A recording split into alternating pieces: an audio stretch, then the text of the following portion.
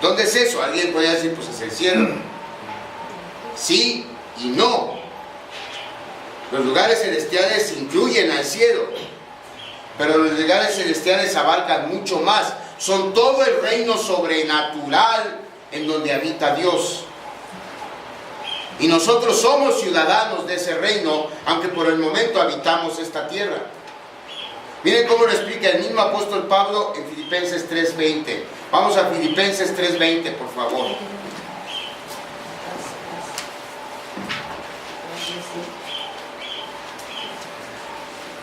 Mas nuestra ciudadanía está en los cielos, de donde también esperamos al Salvador, al Señor Jesucristo. Nuestra ciudadanía, dice Pablo, está en los cielos. Hermanos, somos ciudadanos de los lugares celestiales. Y por eso entendemos las cosas de Dios. Y esas cosas de Dios están veladas para quien no pertenece a esos lugares celestiales por muchas credenciales académicas e intelectuales que tenga. Nuestras vidas están en los lugares celestiales, en el reino sobrenatural. Ahí está nuestro Padre, ahí está nuestro hogar, ahí está nuestro Salvador, ahí están nuestros hermanos y nuestros amigos, ahí están nuestros seres amados, que ya han triunfado y han sido llamados por Cristo a su lugar.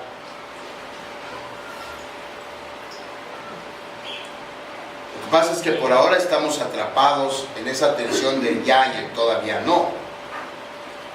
Somos hijos de Dios, somos ciudadanos del reino de los cielos, caminando en este mundo hasta que Dios nos llame de regreso a nuestro hogar.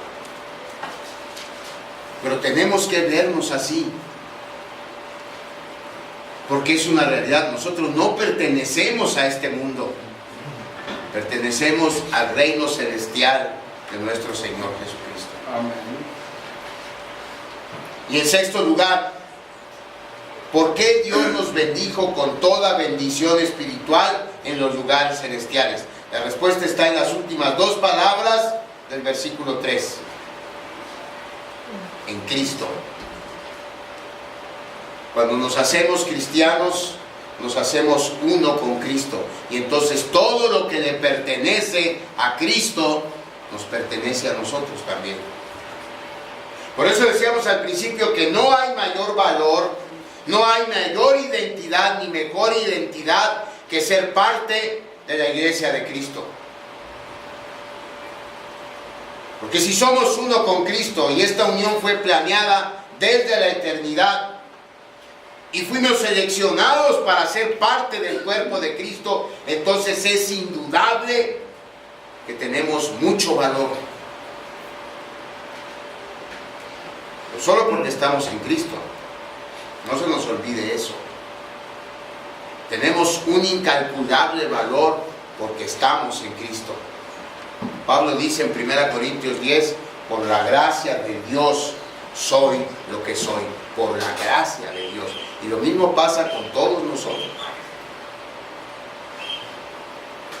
Rápidamente, después de bendecir a Dios, Pablo pasa a explicar cómo este bendecido Dios formó su cuerpo en la eternidad pasada. Del versículo 4 al versículo 6.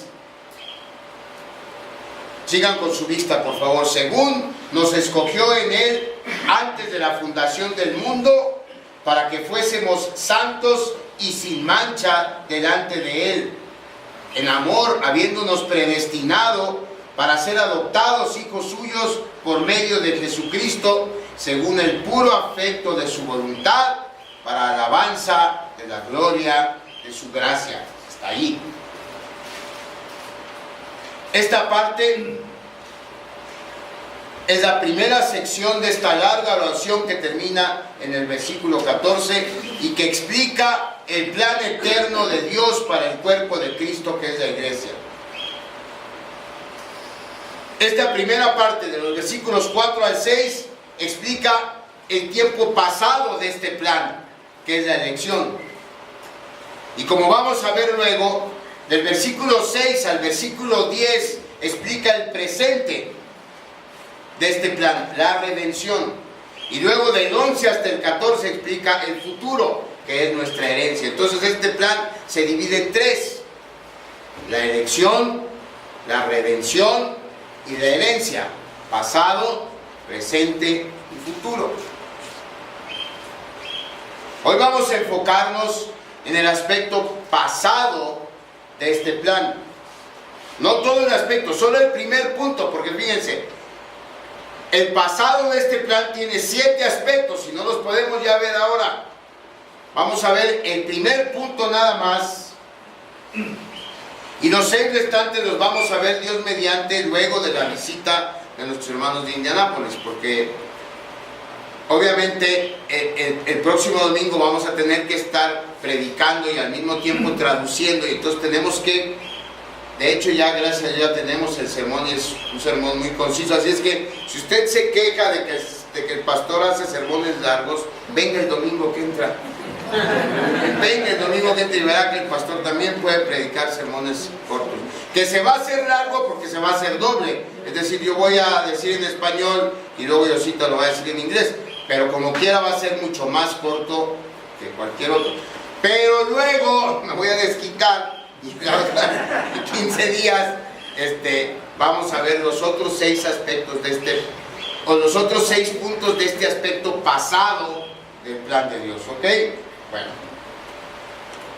el primer punto del plan pasado es el método. ¿Qué método usó Dios en la eternidad pasada para formar su iglesia? El versículo 4 nos lo dice: según nos escogió en Él antes de la fundación del mundo. El método es la elección.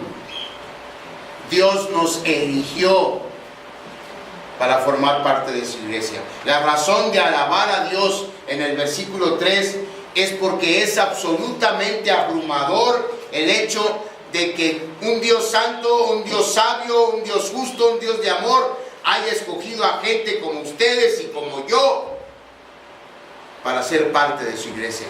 Eso nos sobrepasa.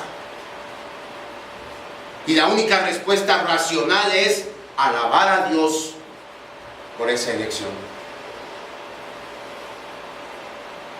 Y el que Él nos haya elegido significa que Dios nos dijo: ah, qué buena gente es Toño. Él ha demostrado que quiso mucho a su mamá, ayudó mucho a sus hermanos. Él merece formar parte de mi iglesia y lo voy a elegir. Toño, ya eres parte de mi iglesia. O que dijo: Luisa tiene mucho talento, Luisa es muy luchona y yo necesito gente como Luisa. Entonces Luisa, vente, eres parte de mi iglesia. Magda es talentosa, vente. Bernardo es paciente, bueno, no, ¿qué será? Bernardo es inteligente, vente para formar parte de mi iglesia. No fue así, hermano. Significa la elección que Dios, antes que el mundo fuese, decidió entregarnos su amor a Bernardo, a Luisa, a Toño, a Camilo, a Telma, a mí, a Yossi, a las 2 Yossis, a las 3 Yossis. Ese es el método que Dios usó para decidir quién iba a formar parte de su cuerpo. Él nos eligió. La elección, la predestinación, como también se conoce esta doctrina, es definitivamente uno de los aspectos más polémicos de nuestra fe. La predestinación, yo creo que no exagero cuando digo que es la doctrina más polémica de nuestra fe. Y luego la gente nos pregunta: ¿ustedes creen en la predestinación? Pues sí, es algo que la Biblia enseña, y yo creo que la Biblia es la palabra de Dios. Tengo que creer en la predestinación, aunque signifique que Dios Padre, y Dios Hijo y Dios Espíritu Santo hayan decidido ellos solitos quién se iba a salvar y quién no. Sí creo eso. Pero eso no quiere decir que Dios elige a la gente para ser salva antes de que nazcan.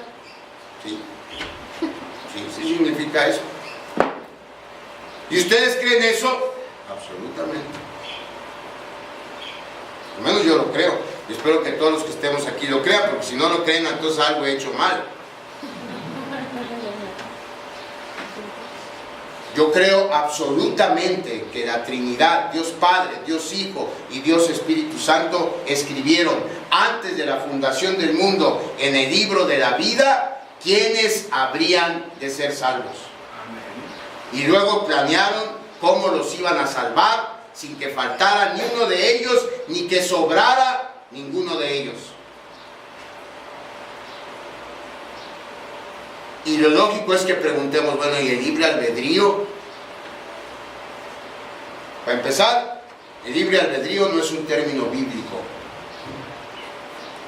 Nunca vamos a encontrar en la Biblia el término libre albedrío, porque como humanos nacidos luego de Adán, tenemos voluntad.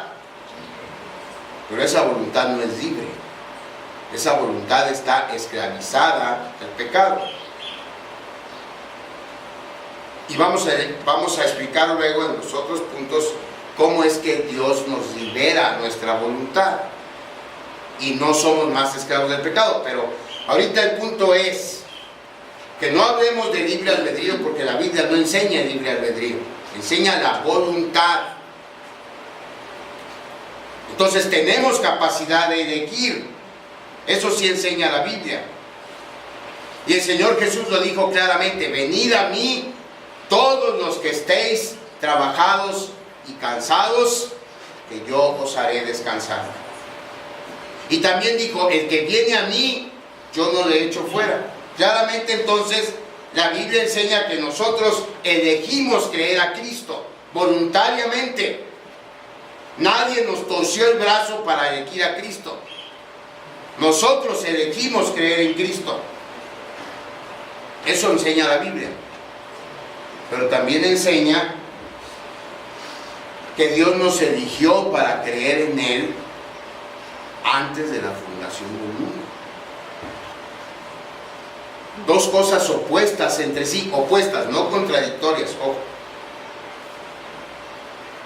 Son opuestas entre sí. Y la Biblia enseña los dos polos de esta verdad. La soberanía de Dios al elegirnos, la elección nuestra voluntaria para creer en Cristo. ¿Cómo podemos resolver esta ecuación? No podemos. No podemos. Hay cosas que solo pueden resolverse en la mente de Dios. Y esta es una de ellas. Hay cosas que Dios puede hacer, como resolver esta ecuación. Hay cosas que nosotros no podemos hacer, como resolver esta ecuación. Y eso está bien. Por eso Él es Dios. Nosotros no somos Dios. Y qué bueno. Por si cualquiera de nosotros fuera Dios, pobre humanidad, estaríamos en serios problemas. No podemos resolver estos dos polos opuestos de la elección soberana de Dios y nuestra capacidad de elegir. Pero tampoco podemos querer encontrar un punto medio. No pretendamos eso, porque entonces acabamos y desvirtuamos las dos. No se puede encontrar un punto medio entre la elección soberana de Dios y nuestra capacidad de elegir. ¿Qué necesitamos hacer? Dejar que Dios sea Dios. Que Dios sea soberano y Él armonice su soberanía con nuestra elección de creer en Cristo. Eso es problema de Dios. Eso no es problema nuestro. Entonces, fuimos elegidos por Dios antes de la fundación del mundo. ¿En base a qué? La mejor manera, creo yo, es poner el ejemplo de Israel. ¿Por qué Dios eligió a Israel para ser su pueblo? Dios no